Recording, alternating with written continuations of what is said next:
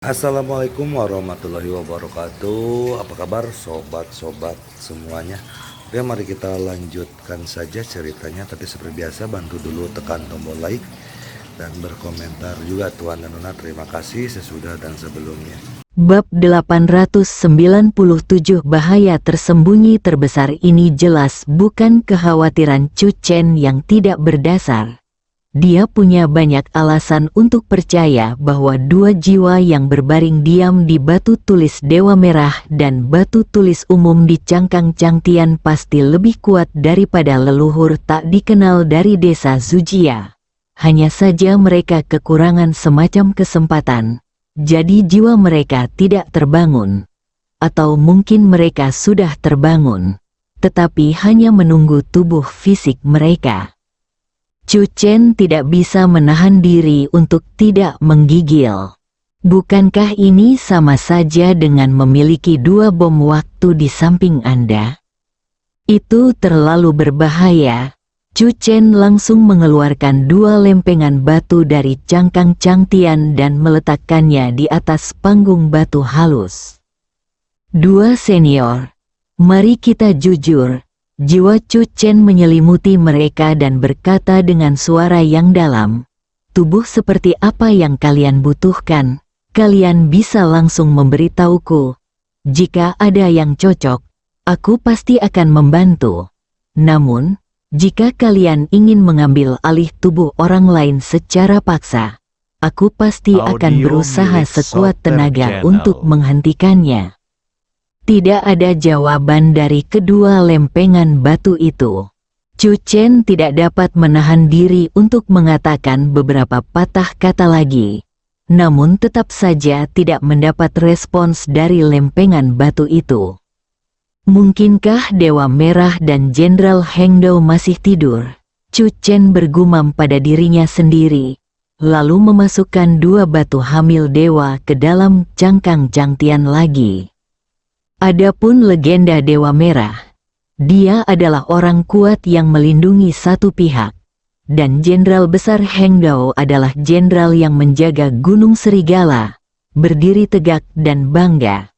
Chu Chen menghibur dirinya sendiri. Orang seperti itu pasti tidak seperti leluhur keluarga Zhu, yang akan melakukan apa saja untuk merebut tubuh orang lain dan terlahir kembali dengan cara apapun. Setelah tidak mendapat tanggapan dari dua batu pembawa dewa, perhatian Chu Chen kembali ke gua. Ada banyak harta karun yang menumpuk di dalam gua. Semuanya merupakan upeti dari Zhu Laosan dan lainnya. Banyak di antaranya merupakan peninggalan terpilih dari era prajurit kuno. Yang paling umum adalah berbagai jenis latihan. Sayangnya, Chu Chen tidak menemukan keterampilan menarik di antara teknik-teknik ini. Apa yang dia harapkan jauh di dalam hatinya adalah keterampilan transformasi monyet yang akan diajarkan oleh monyet batu gunung kuning senior kepada Song Yan. Suatu teknik yang dapat secara langsung menghasilkan kekuatan supranatural. Di samping teknik-teknik bela diri yang tersisa, jumlah terbesar adalah berbagai peninggalan budaya yang memiliki nilai sejarah tertentu. Chu Chen langsung memasukkannya ke dalam Cangtian Bei. Setelah kembali, dia menyerahkannya ke Biro Operasi Khusus, yang ditangani oleh personel resmi Biro Operasi Khusus. Sutra Ramuan Spiritual. Chu Chen akhirnya melihat ukiran batu yang menarik perhatiannya di bawah batu hamil dewa. Telusuri masa lalu secara singkat. Ling Chaojing adalah seperangkat teknik bela diri yang ditinggalkan oleh seorang ahli medis di era prajurit kuno. Ini bukan hanya seperangkat teknik bela diri, tetapi juga berisi resep rahasia untuk memurnikan ratusan obat. Leluhur keluarga Zhu mampu meningkatkan kekuatan Zhu Laosan dan Zhu Laosi ke tingkat ahli bela diri dalam waktu singkat dengan menggunakan sutra ramuan spiritual, memetik berbagai ramuan obat dan akar spiritual di pegunungan lalu memurnikannya menjadi pil. Zhu Laosan dan Zhu Laosi merupakan jagoan bela diri yang didapat lewat makan.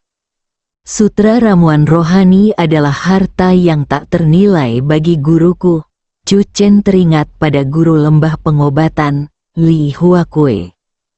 Tak lama kemudian, sutra ramuan spiritual juga dimasukkan ke dalam Changtian Bei oleh Chu Chen. Tidak ada lagi objek yang menarik perhatian Chu Chen di dalam gua itu, jadi Chu Chen berbalik dan berjalan keluar. Zhang Yongguo telah mengambil pernyataan dari 3 penduduk desa, dan 5 penduduk desa yang terbunuh juga dibawa keluar dan dibaringkan di tanah. Zhu Laosan dan yang lainnya terluka, tampak malu, dan matanya panik.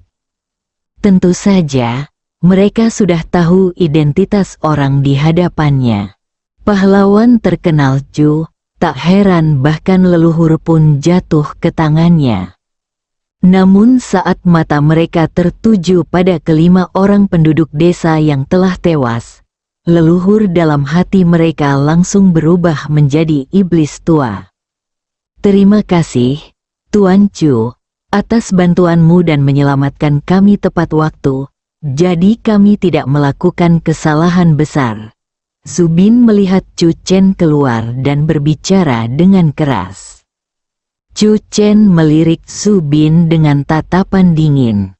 Baru saja, ketika Zubin dan keempat rekannya mengepung Zhang Yongguo, tidak ada keraguan di mata mereka.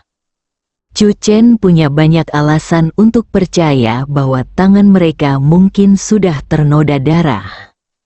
Bekerja samalah dengan baik dengan penyelidikan Biro Operasi Khusus, dan jangan punya pikiran lain, Chu Chen berkata dengan ringan, lalu menatap Zhang Yongguo. Tuan Zhang, saya serahkan padamu. Biro Operasi Khusus telah mengirim orang ke sini. Kamu tinggal di sini untuk menghubungi mereka. Saya masih ada urusan lain, jadi saya pergi dulu. Zhang Yongguo mengangguk cepat, menunjukkan bahwa tidak ada masalah dan merupakan suatu kehormatan untuk melayani tuan muda. Zhu Laosan dan 3 saudara utamanya sudah kehilangan kemampuan bertarung. Ketiga penduduk desa ketakutan setengah mati, dan jiwa leluhur keluarga Zhu hancur total. Chu Chen melirik mereka, tidak berkata apa-apa lagi, dan segera pergi. Dalam perjalanan pulang, Chu Chen menelepon Chu Xiaoyu. Anggota tim petualangan yang diikuti Chu Xiaoyu di Yuncheng juga memiliki nama keluarga Zhu. Chu Chen menduga bahwa senior Zhu dari Yuncheng dan leluhur desa Zujia di depannya mungkin memiliki hubungan dekat. Aku akan mengirim seseorang ke Yuncheng untuk membantumu. Kau tidak boleh mengambil tindakan apapun sebelum bantuan datang. Chu Chen memberimu banyak peringatan dengan ekspresi tegas di wajahnya. Monster tua di level Yuansen jelas bukan sesuatu yang bisa dihadapi oleh orang-orang di bawah alam transformasi ilahi. Setelah itu, Chu Chen menelepon Chu Kaiping lagi semalam.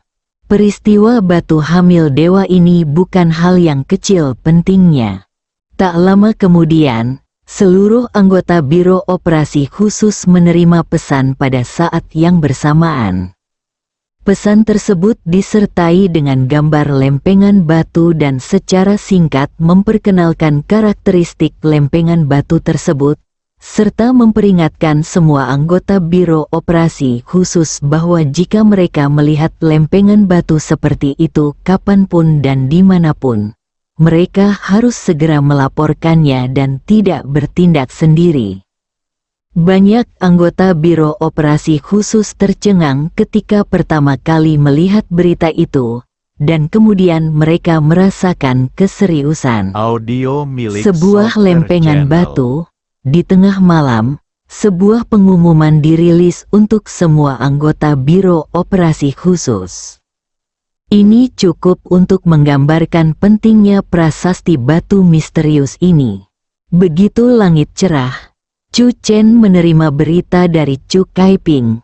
Dari pengumuman yang dikeluarkan tadi malam hingga tanggapan barusan dari anggota Biro Operasi Khusus di berbagai tempat, hampir 10 lempengan batu seperti itu telah ditemukan di seluruh negeri. Ekspresi wajah Chu Chen langsung menjadi serius. Itu berarti kekhawatirannya akan menjadi kenyataan. Bahaya tersembunyi terbesar setelah pemulihan energi spiritual tidak datang dari musuh eksternal, atau dari wilayah Qin yang tidak dikenal, tetapi dari pecahan batu dewa yang tersebar di mana-mana. Seiring berjalannya waktu, jiwa di dalam batu hamil dewa pasti akan berangsur-angsur terbangun. Para lansia yang telah tertidur selama 2000 tahun ini, ketika suatu hari terbangun, hanya roh mereka yang tersisa. Hal pertama yang mereka lakukan adalah mencari tubuh fisik yang cocok untuk dilahirkan kembali. Hanya dalam beberapa jam, hampir 10 penemuan dilaporkan. Chu Chen yakin bahwa ini pasti hanya sebagian kecil. Para senior yang sudah tua ini pasti akan memikirkan keselamatan mereka sendiri sebelum arwah mereka menjadi sunyi. Jadi batu pembawa arwah itu tentu akan disembunyikan sedalam mungkin. Chu Chen berangkat ke Mingzhou. Satu-satunya hal yang patut disyukuri saat ini adalah bahwa tuannya telah membuat terobosan dan kembali. Saya berharap dengan bantuan para master, kita dapat berhasil memecahkan bahaya tersembunyi dari batu-batu dewa yang tersebar di seluruh negeri Tiongkok. Bab 898 Persahabatan Pertama. Kompetisi kedua tepat saat Chu Chen menaiki pesawat ke kota Mingzhou, penerbangan internasional mendarat mulus di Beijing. Ike datang ke sini dengan maksud hanya muncul dan melakukan sesuatu yang asal-asalan, melakukan pertukaran dan pelatihan singkat dengan Biro Operasi Khusus, lalu segera kembali ke rumah. Lagi pula, pertukaran dan pelatihan konfrontasi ini diusulkan oleh Biro Vulkan, dan mereka tidak punya alasan untuk membatalkan penunjukan itu. Terlebih lagi, pimpinan puncak secara khusus meminta Ike untuk menggantikan Anthony dan memimpin tim. Direktur Ike, media domestik telah menghapus semua berita tentang pertukaran dan pelatihan konfrontasi dengan Biro Operasi Khusus sejak kemarin. Meskipun banyak orang masih membicarakannya di platform sosial utama, tanpa laporan lanjutan dari media, masalah ini secara alami akan ditekan, dan tidak seorang pun akan mengingatnya dalam beberapa hari. Asisten Ike, Aldron. Ike mengangguk. Dia hanya punya satu permintaan, yaitu meminimalkan dampak dari pertukaran dan pelatihan konfrontasi antara kedua pihak ini. Ike tentu saja sangat puas dengan apa yang dilaporkan Aldron. Kontrol Biro Vulkan atas outlet media besar juga berada dalam kisaran kepuasannya. Namun, yang paling kami khawatirkan sekarang adalah Biro Operasi Khusus akan mempublikasikan pertukaran dan pelatihan konfrontasi antara kedua belah pihak secara terbuka. Alderon berkata dengan sedikit khawatir, kami tidak dapat mengendalikan tren media Tiongkok. Tidak perlu khawatir tentang itu. Ike mengangkat kepalanya dan melangkah maju, berkata, pertama, selama media kita tidak memimpin, orang-orang kita tidak memiliki banyak saluran untuk mempelajari opini publik di Tiongkok. Bahkan jika kita kalah hari ini, itu tidak akan terlalu terpengaruh. Kedua, saya mengenal orang Tiongkok. Orang Tiongkok itu sederhana, pragmatis, dan rendah hati. Saya kira mereka pasti telah mengumpulkan tim yang dipimpin oleh Chu Chen dan siap bertempur. menciptakan momentum dan aura tidak diperlukan bagi mereka. Selain itu, mereka mungkin tidak mengetahui situasi kita saat ini dan bahkan mungkin khawatir kalah dari kita. Mereka hanya akan memilih untuk merayakan setelah menang. Aldron mengangguk setuju. Analisis kepala Ike benar.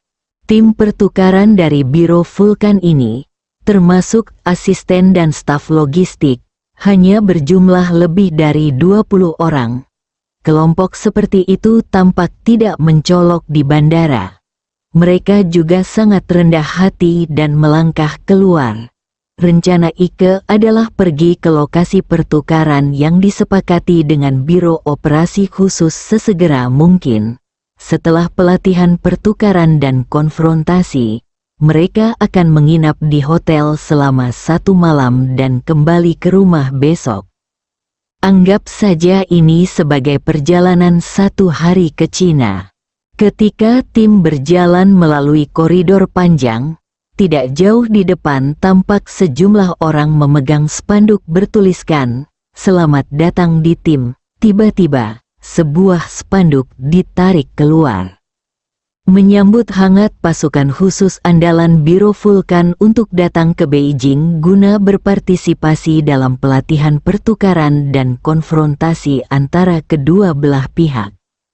Judulnya menarik perhatian, menggabungkan bahasa Mandarin dan Inggris, dan sungguh menarik perhatian. Selamat datang di Tiongkok. Seorang wakil dari Biro Operasi Khusus melangkah maju, berbicara dengan suara yang tidak rendah hati ataupun sombong dan dengan senyuman di wajahnya, menyatakan sambutannya. Desir, desir, desir. Tiba-tiba, banyak mata tertuju pada tim Vulkan Biuro. Dua pihak saling bertukar pelatihan konfrontasi. Ya, saya dengar hari ini Biro Vulkan AS memiliki tim andalan yang akan melakukan pelatihan konfrontasi dengan Biro Operasi Khusus kami.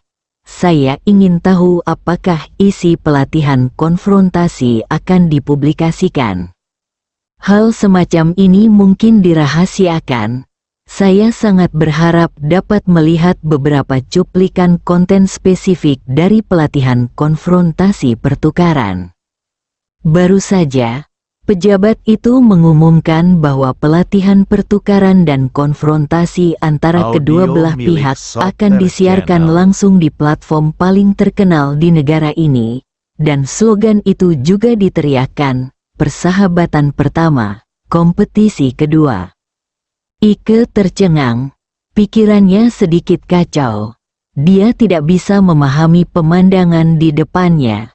Kapan Biro Operasi Khusus bersikap begitu ramah kepada Biro Vulkan, dan mereka bahkan memasang spanduk untuk menyambut mereka. Ike juga dengan cermat menangkap bahwa ada beberapa wartawan di tempat kejadian yang merekam adegan ini. Alderon juga tercengang.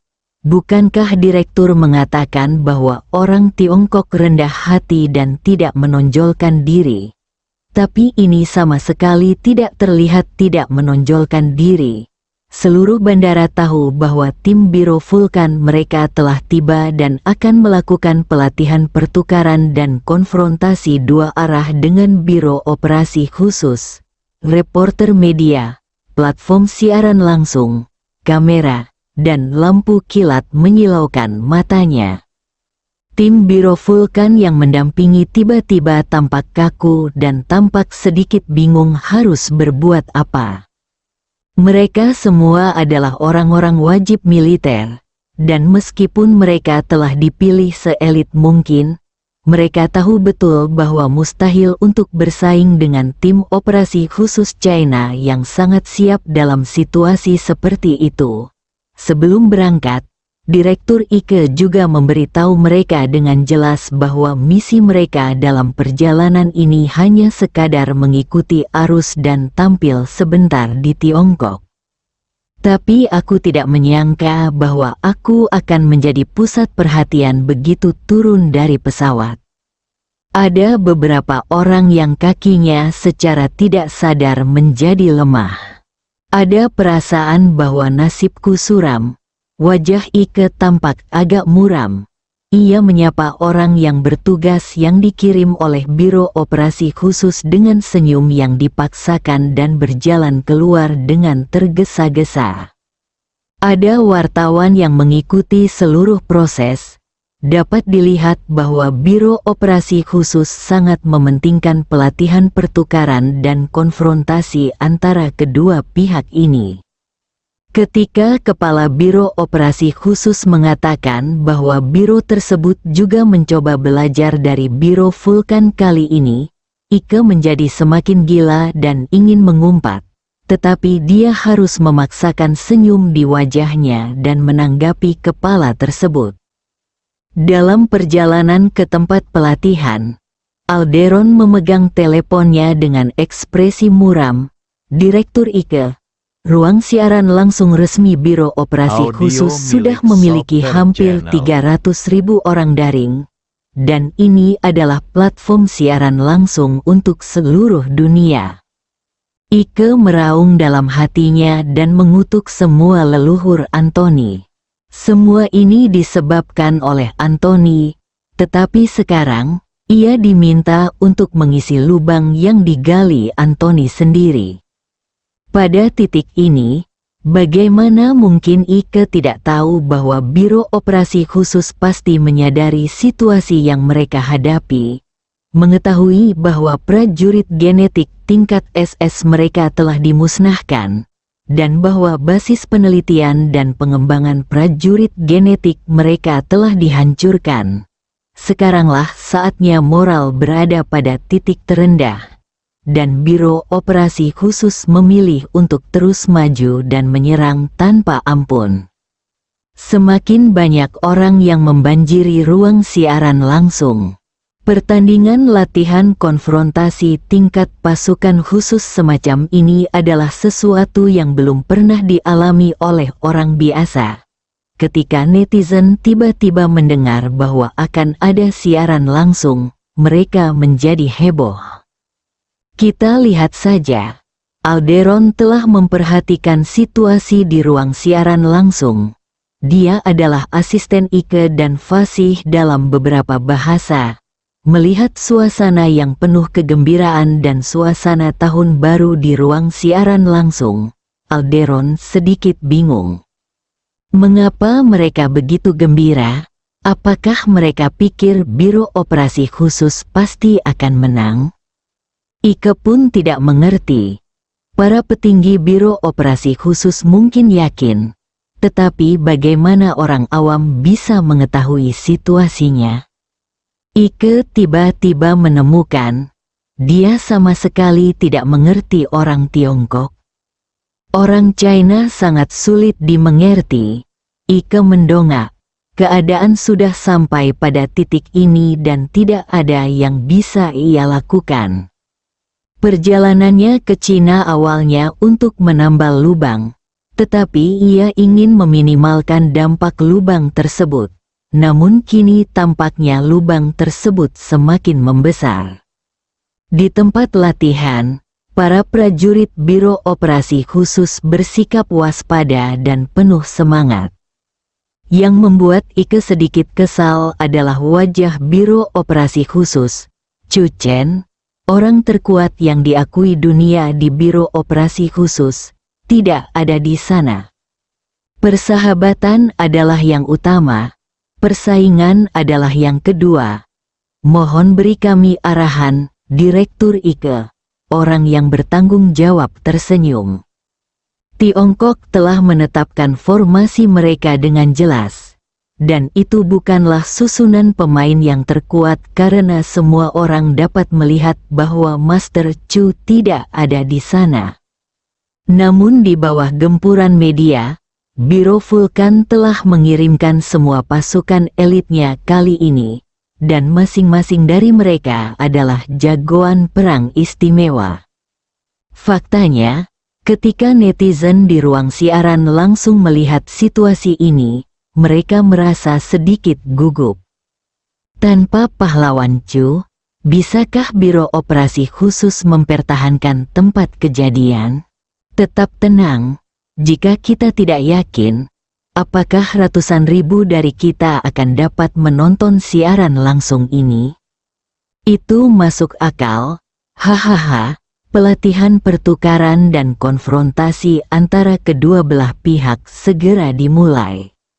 Bentrokan antara dua tim pasukan khusus resmi paling elit di seluruh dunia.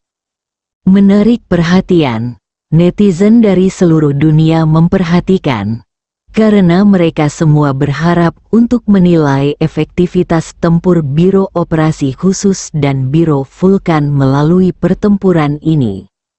Hal ini sangat penting mengingat situasi global saat ini. Pertarungan pertama adalah pertarungan antar anggota pasukan khusus dengan tangan dan kaki, yang seru dan menegangkan. Tidak mengherankan, Biro Operasi Khusus menghancurkan Biro Vulkan. Pertandingan pertama, pertandingan kedua, pertandingan ketiga. Jumlah orang di ruang siaran langsung meningkat, dan sorak-sorai menjadi semakin keras. Cuaca sedang meningkat, di kedua sisi ruang siaran langsung. Ada 8 kata yang tergantung tinggi, persahabatan pertama, persaingan kedua. 8 kata ini langsung menjadi tren pencarian nomor 1 di platform sosial utama. Langsung meledak, yah. Persahabatan itu nomor 1, kompetisi nomor 2, kita nomor 1, dan mereka nomor 2. Kami telah melakukan beberapa latihan konfrontasi, dan prajurit operasi khusus kami telah kehilangan tempat kedua. Biro Operasi Khusus, jika Anda menginginkan persahabatan menjadi yang pertama, Anda harus menjadi yang kedua. Akhirnya aku mengerti mengapa Master Chu begitu tak terkalahkan. Biro Vulkan dikenal sebagai tim operasi khusus terkuat di dunia.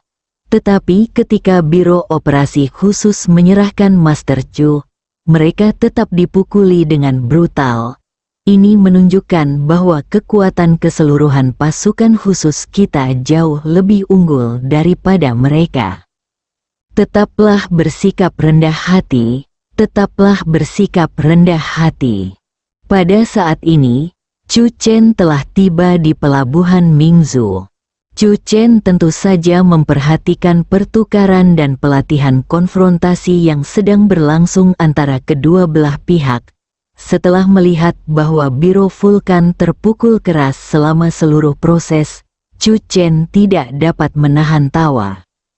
Kali ini, paman kedua menemukan titik lemah Biro Vulkan dan bertindak tanpa ampun dan brutal.